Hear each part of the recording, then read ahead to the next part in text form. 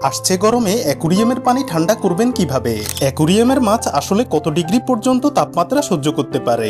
আমাদের দেশে যেসব মাছ আসে তাদের অধিকাংশই ট্রপিক্যাল উষ্ণমণ্ডলে থাকে। এরা 24 থেকে 28 ডিগ্রি সেলসিয়াস পর্যন্ত তাপমাত্রা খুব ভালোভাবে সহ্য করতে পারে। টেম্পারেচার 28 থেকে 30-এ উঠলেই পানিতে অক্সিজেন কমতে শুরু করে, এতে মাছ স্ট্রেসে যেতে থাকে। আর 32-এ পৌঁছালে ফিশ পানির উপরে উঠে হাঁসফাঁস শুরু করে। কিন্তু আমাদের গ্রীষ্মে তাপমাত্রা 36 থেকে 40 ডিগ্রি পর্যন্ত পৌঁছাতে পারে যদি হিট ওয়েভ আসে। আজকের ভিডিওতে এমন 5টি টিপস সম্পর্কে জানবেন যেগুলো ফলো করে এই গরমে অ্যাকুরিয়ামের পানি ঠান্ডা রাখতে পারবেন। আসসালামু আলাইকুম বন্ধুগণ, ওয়েলকাম টু মাই প্ল্যানেট।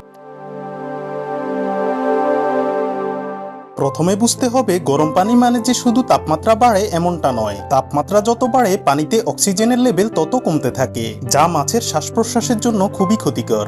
অল্প কয়েকটি মাছ ছাড়া অধিকাংশ মাছ শ্বাস প্রশ্বাসের জন্য সরাসরি পানির উপর নির্ভরশীল। বিশেষ করে গাপ্পি, গোল্ডফিশ, টেট্রা এ জাতীয় মাছগুলো গরমে খুব বেশি কষ্ট পায়। তাই গ্রীষ্মে 1 নাম্বার টিপস হচ্ছে অ্যাকুরিয়ামকে সরাসরি সূর্যালোক থেকে দূরে রাখবেন। বিশেষ করে জানালার পাশে রাখা থেকে বিরত থাকবেন। ডাইরেক্ট বা ইনডাইরেক্ট যে আলোই পড়ুক না কেন, এতে পানির তাপমাত্রা 2 থেকে 4 ডিগ্রি পর্যন্ত বেড়ে যেতে পারে। অ্যাকুরিয়ামকে ইনডোরে রেখে গ্যালন প্রতি 1 থেকে 2 ওয়াট হারে এলইডি লাইট ব্যবহার করলেই যথেষ্ট।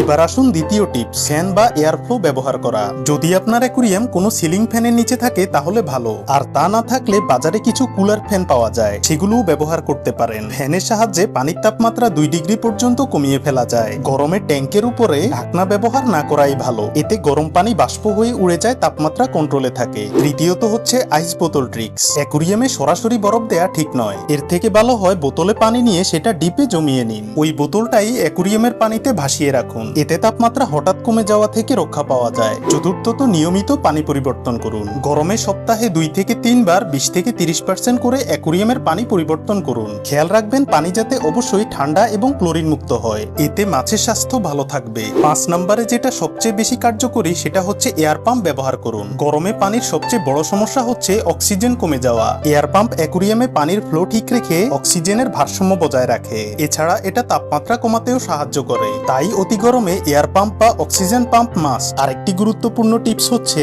গরমকালে অ্যাকুরিয়ামের লাইট ডিউরেশন 6 থেকে 8 ঘন্টা রাখবেন। বেশি লাইট হওয়ার তাপমাত্রা বাড়ার আরেকটি কারণ। গ্রীষ্মে ফিশের হেলথের ব্যাপারে এমন কিছু ছোট ছোট টিপস মেনে চলুন। এরকম আরো ইনফরমেটিভ ভিডিও পেতে চ্যানেলটি সাবস্ক্রাইব করে পাশে থাকুন। ধন্যবাদ সবাইকে।